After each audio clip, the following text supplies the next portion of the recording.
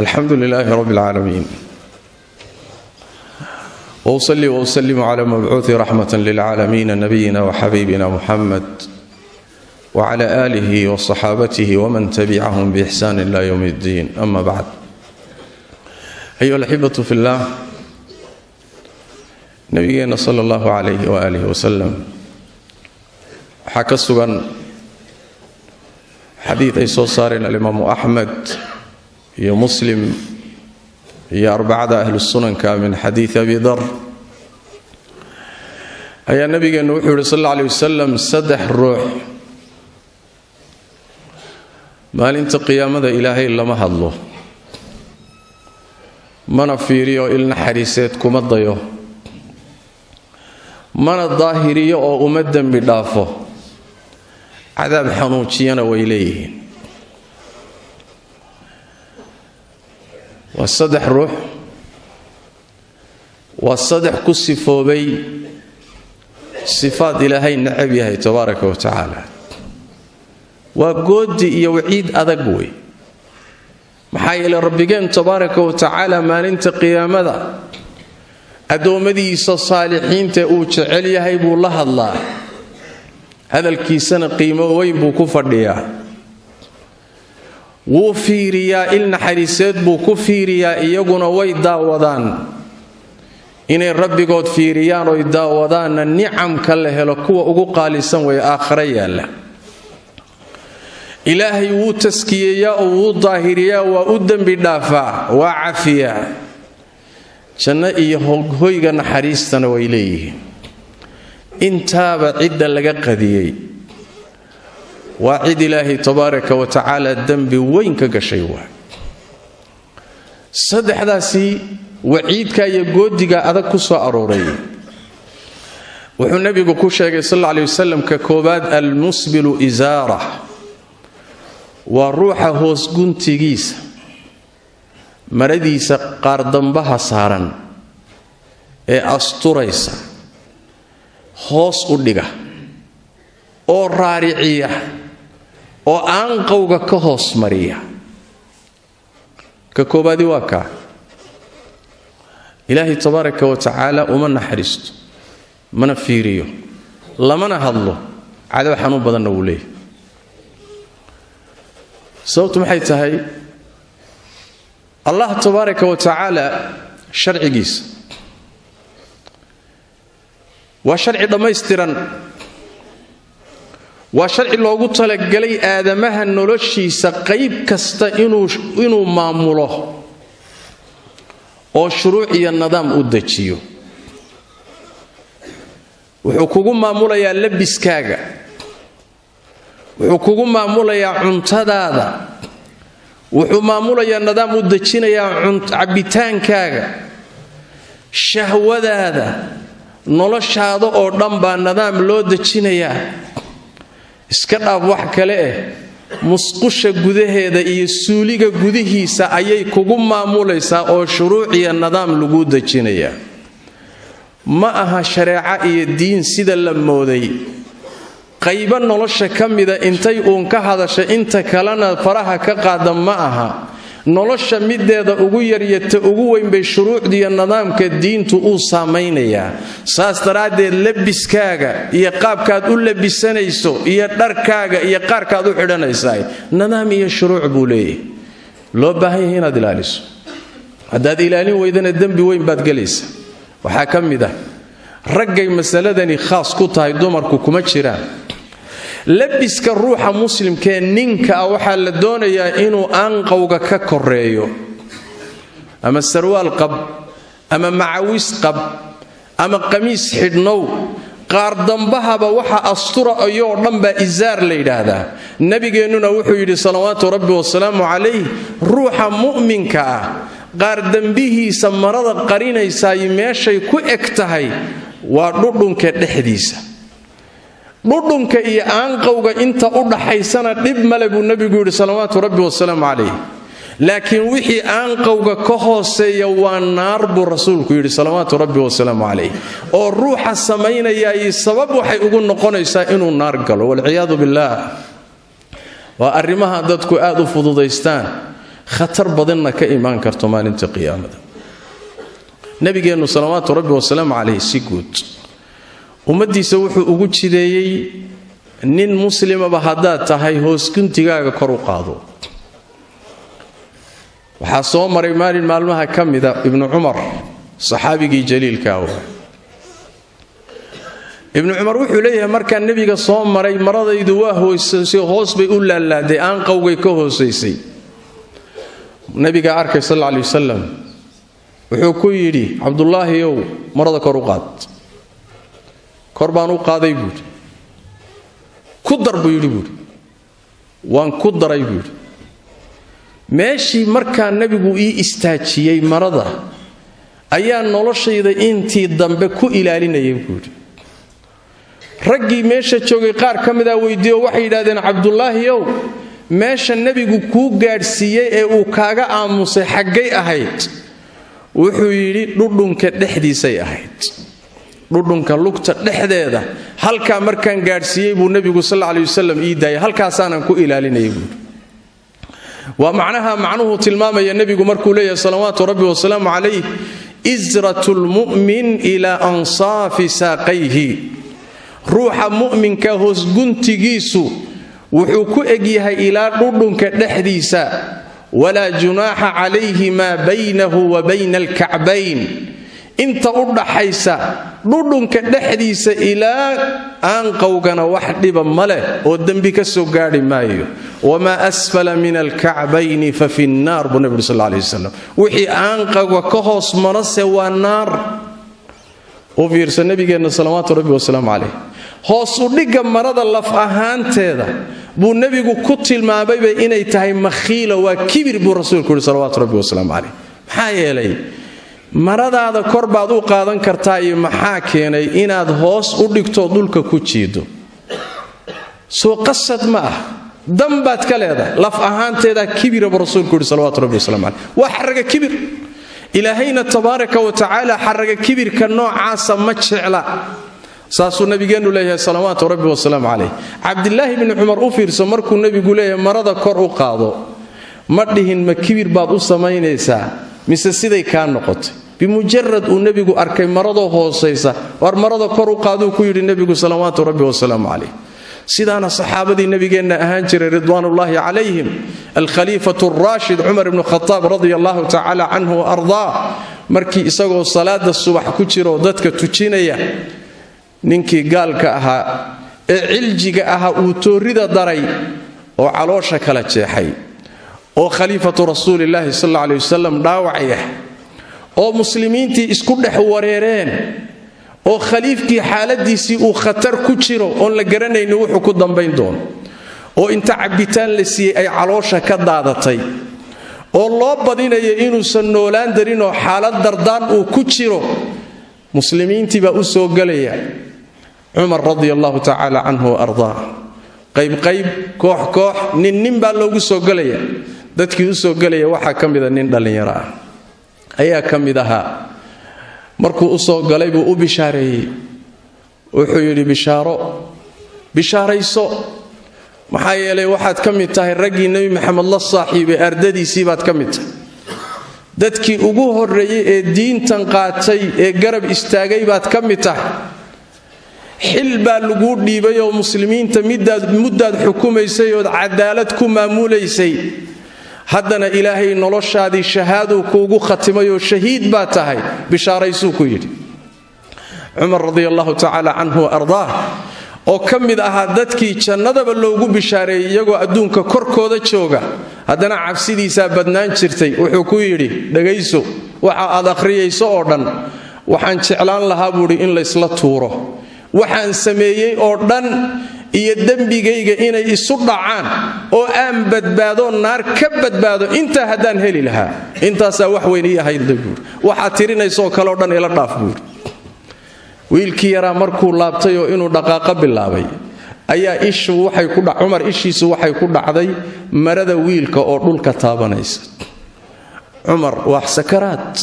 waana xanuunsanaya, hawl intaa ka weyn baa taallo oo muslimiintii iyo maamulkoodii iyo mustaqbalkoodii xaalad culus baa taalla. haddana maca daalika taasi kama mashquulinin alkhaliifatu raashid cumar inuu wiilka dhallinyarada iyo maradiisa dhulka xaaqaysa dhulka taalla inuu baraarujiyo kama mashquulinin wuxuu yidhi wiilka ii soo celiya waa laga daba tegay soo laabaa la yidhi wiilkii waa la soo celiyey markaas wuxuu ku yidhi wiilyahu yaa adeer marada kor u qaado buuri maxaa yeelay maradaadana sidaasaa u dahaaro iyo nadaafad badan rabbigaana sidaasaa u cabsi badan rabbigaa cabsidiisu taasay ku jirtaa maradaadu inay nadiif ahaato iyo wasakhda dhulka ka badbaadana taasay ku jirtaa aaway marka dadkii dhahayay wadaadadan maryaha uun ku mashquulsan yaa muslimiintii arrimo waaweyn baa u yaalla gumaysi baa hayst iyagii baa iskhilaafsan dhibaataa taalla maraa laga hadlayaa iyo meel hoos ha loo dhigiyo kor ha loo qaado ilaa ayba ku tilmaameen wadaadada qaarkood maba aha arrimo waaweyn oo laga hadlo ma ah yaa jamaaca nebi maxamed salawaatu rabbi wasalaamuhu calayhi markuu leeyahay war kor u qaad cabdulaahi ow maradaada masale weyn maaha miyaa cumar iyo muslimiinta arrintaasi u taalla markuu leeyahay war marada kor u qaad arrin weyn ma aha miyaa mase diinta islaamka waxaa ku jira waxaan macno lahayn oon lagaba hadlinba abadan masaa'isheeda dhammaanteed qiimay ku fadhiyaan ruuxa muslimkaana waa inuu diintiisa u hoggaansamo waay sidaas daraaddeed irfac izaarak haddaad intaa ku darto inay xaraga kibir iyo kibir qalbigaaga ku jira ay kugu kallifayso dembigu waa ka sii weyn oo nabigeennu salawaatu rabbi wasalaamu calayh wuxuu yidhi ruuxii hoos guntigiisa kibir iyo xaraga kibir iyo isla weynan hoosguntigiisa dhulka ugu jiida ilaahay maalinta qiyaamada ma fiiriyo tabaaraka wa tacaala idan maradaada kor u qaad sarwaalka kor u qaado macawista kor u qaado muslim baa tahay diintaada ka amar qaada nebi maxamed ateec salawaatu rabbi wasalaamu calayh waxaa nasiib xumo ah intaasoo xadiid iyo shuruucdaasi masale ay ku soo aroortay in ay muslimiinta in badanoo ka mida ay yidhaahdaan waa dad khaasa calaamadooda iyo dhaqankooda waaye waa niman la yidhaahdo wahaabiyay dhaqan u tahay hadday taasi wahaabiye dhaqankooda tahay wahaabiyaan nahay dhaqan wahaabiye hadday tahay sunnadii nebi maxamed salawaatu rabbi wasalaamu caleyh oo la dhaqangeliyo nacam saasaanu nahay in kaana xubu aala muxamadin rafda falyaclam ithaqalayni annii raafidi nacam sunnada nebi maxamed salawaatu rabbi wasalaamu calayh cid kastoo muslim ah siyaasi ha ahaado ganacsada ha ahaado rag ha ahaado dumar ha ahaado sunnada nebi maxamed ummadiisao dhan bay u taallaa almusbilu isaara maradaada kor u qaado meelaadan filaynin buu cadaabku ka yimaadaa si lama filaan ana naarta waa lagu galaa si lama filaanana khatar waa lagu galaa nebi maxamedna wuxuu sheegay dunuub ay dadku fududaysanayaan oon la weynayn oon indhahooda ku weynayn iyo miisaankooda iyo qiyaastooda inay keeni karto inay naarta ugu hoobtaan 70 sano waa kelimo aan kula weynayn waa dhaqan aan kula weynayn saas daraaddeed aakhiradaada ha ku khamaareen mara yaroon qiimoba ku fadhiyin inaad kor u qaadaba ayna kugu adkayn maxaad naar iyo khatarteeda ugu gelaysaa ninka labaad ama ruuxa labaad ee nebigu sheegay salawaatu rabbi wasalaamu calayh inuusan alla fiirinayn una naxariisanayn una dembi dhaafayn cadaab xanuun badanna uu leeyahay wuxuu nebigu sal alla alayh wasalam waa ruuxa abaalsheegadka badan wax ma bixiyo ilaa dadku ku abaalsheegtaa ixsaan hadduu sameeyo xoolo hadduu bixiyo gacan hadduu geysto wuxuu sameeyaba dadku ku abaal sheegtaa gallad buu ku sheegtaa kaa ilaahay uma naxariisto bal axaadiista nebiga sal alla alay wasallam waxay tilmaamaysaa inuu ka mid yahay dadka naarta loo qoray axaadiista qaarkeedna waxay tilmaamaysaa inuu ka mid yahay dadka jannada loo diiday sababtu maxay tahay adeer markaad dadka ku galladaysanayso waxaasaan idiin galay yaa waxaad u gashay dadka xoolo keliya maaha cilmi baad bartay cilmigaad bartay inaad dadka ku galladaysato maaha xoogaagaad dadka ku anfacday waxbaad ku tartay ma aha inaad ku galladaysato xoolaad siisay ma aha inaad ku galladaysato khatar inuu ka badbaadaad sabab u noqotay ma aha inaad ku galladaysato allah baa korkaaga gallad ku leh maaha inaad adoomadiisa ad ku abaal sheegato ma adaa abaal lagugu leeyahay sababtuna waxay tahay xooggan aad wax ku tarayso xoolahan aad bixinayso ihsaankan aad bixinayso cilmigan aad dadka barayso ee aad moodayso inaad adigu leedahay Allah tabaaraka wa tacaala baa ku siiyay asagayna waajib tahay inaad uga mahad celiso ogaatana inuu isagu waafajinta leeyahay sidaas daraadeed ruuxa wuxuu bixiyaba galad sheegto oo dadka ugu abaal sheegta asagana wuxuu ka mid yahay saddexdaas aan ilaahay maalinta qiyaamada la hadlaynin fiirinaynin daahirinaynin cadaab xanuun badanna leh waxa yeelay wax ilaahay dartii aad u bixisay adeer wax lagama raadiyo dadkana laguma dhibo waxa aad baxsatayna sidaan khudbo hore kaga hadalay waxa aad baxsatay ihsaanka iyo wanaaga aad geysatay hadaad abaal sheegad ka dabageyso way burtay waxba kuma yaalaan la tubtilu sadaqatikum bil manni wal adha war sadaqada aad baxsateen ha ku burinina abaal sheegad ha ku burinina ma aha dhaqanka ruuxa muuminka waxay ka sii daran tahay markuu laba arimood kulmiyo ruux markuu isku daro inuu bakhayl yahay hadana mannaan yahay ahadiista qaar koodna saasa ku aroorto labadaba oo la isku daray waa bakhaylo horta wax kuman ma bixiyo waa gacan adag yahay hadana waxoogaa yar markuu silic ku bixiyo oo rafaad kaga soo baxdo intiibu hadana daba jooga maalin heblo soonigiisa ku taray ma meel heblo sooni ku siiyay ma meel heblo sooni tan ku galay ma waa waxoogaa yaraa ee ka soo baxay marka laba sayi'o ma bakhaylnimiye waxaad isku dariyay abaal sheegad waa arin xun waa dhaqan fiican ma ruuxa muuminkaana dhaqankiisa ma ninka saddexaad ee nabigu tilmaamay salawaatu rabbi wa salaamu alayhi inuusan alla fiirinaynin la hadlaynin daahirinaynin xanuun badanna uu leeyahay waa ninka ganacsada ah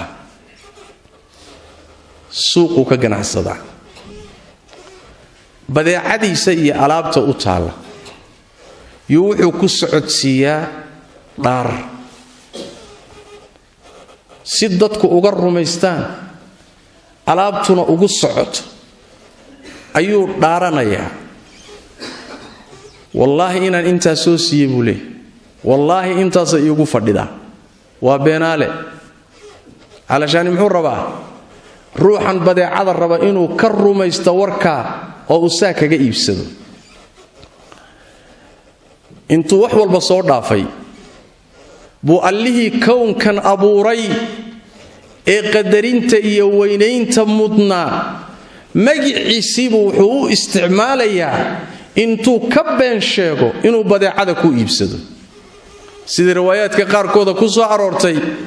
allah buu wuxuu ka dhigtay badeeco uu iibsado badeeco uu iibsado dhaarta markaad dhaaranayso waa shay weyn sida ilaahay quraanka kariimka ku sheegay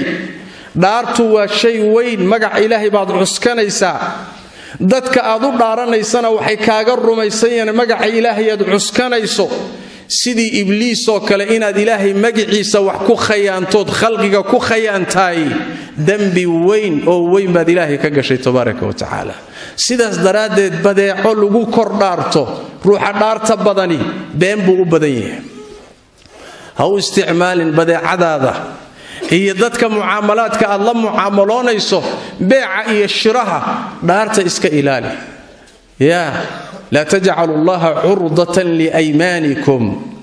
هكذا الله تبارك وتعالى متوق لصده هدف داريه نون هدف ugadhigataan iyo target daarihiina ugadhiganina ma aha rabbi tabaaraka wa taala magaciisu waa ka weyn yahay wax suu korkii iyo miis korkii allah magaciisa lagu wadwado ha ka dhigin naam hadaad ilaahay xusayso sax laakiin inaad badeeca aan qiimo lahayn iyo adduunyo dadka ku sirto oo magaca ilaahay ku khayaantaay maya rabbiga inta waa ka weyn yahay haduu se kula fududaaday oo badeeca la iibsanaya ka dhigatay magaciisi waad mudan tahay marka in ilaahay tabaaraka wa taala maalinta qiyaamada naxariistiisa ka fogeeyo cadaabna ku galiyo sidaas daraadeed iska ilaali arrimo saddex oo khatar away maradaada u dhig qaabkii shariicadu u dhigto hadigii nabigaaga raac salawaatu rabbi wa salaamu alayhi hadaad ragtahay iyo hadaad dumar tahay labiskaaga hagaaj khalqiga rabbi tabaaraka wa taala ihsaanka aad u sameynayso adaa ilaahi ku sameeyay إحساننا أبالكيس وإحسانا ننها كشيغن إلهي أكتس كرات تبارك وتعالى بيعاغا إيا شراهاغا إيا السوقاغا خلدها كجلين الله تبارك وتعالى مجعي سنها فضوضي سنن انت وكويه يا ابن آدم عش ما شئت فإنك ميت وأحبب من شئت فإنك مفارقه واعمل ما شئت فإنك مجزي به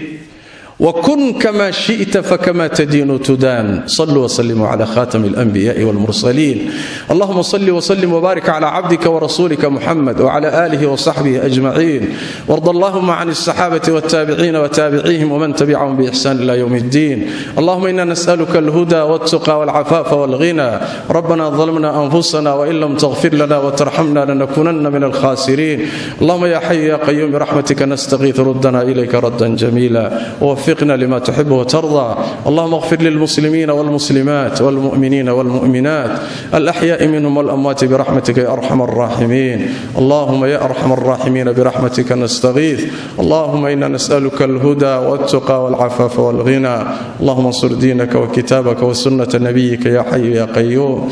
اللهم ارفع عن المسلمين الفتن ما ظهر منها وما بطن اللهم ارفع عن المسلمين الفتن ما ظهر منها وما بطن اللهم ادفع عنهم الأعداء اللهم ادفع عنهم الأعداء اللهم انصرهم نصرا مؤزرا عاجلا غير آجل يا أرحم الراحمين اللهم ألف بين قلوب المسلمين واجمع كلمتهم على الحق يا رب العالمين اللهم ألف بين قلوبهم ووحد بين صفوفهم يا أرحم الراحمين اللهم وحد صفوفهم يا حي يا قيوم اللهم وفقهم للتمسك بأسباب القوة والتمكين اللهم وفقهم للعمل بكتابك وسنة نبيك يا أرحم الراحمين اللهم ادفع عنا الأعداء وارفع عنا الفتن ما ظهر منها وما بطن اللهم ول عليهم خيارهم ولا تول عليهم شرارهم اللهم ول عليهم خيارهم ولا تول عليهم شرارهم اللهم اصلح أئمة المسلمين وولاتهم يا أرحم الراحمين اللهم أصلح أئمة المسلمين وولاتهم يا أرحم الراحمين اللهم وفقهم لتحكيم كتابك وسنة نبيك يا حي يا قيوم وسبحانك اللهم بحمدك نشهد أن لا إله إلا أنت نستغفرك ونتوب إليك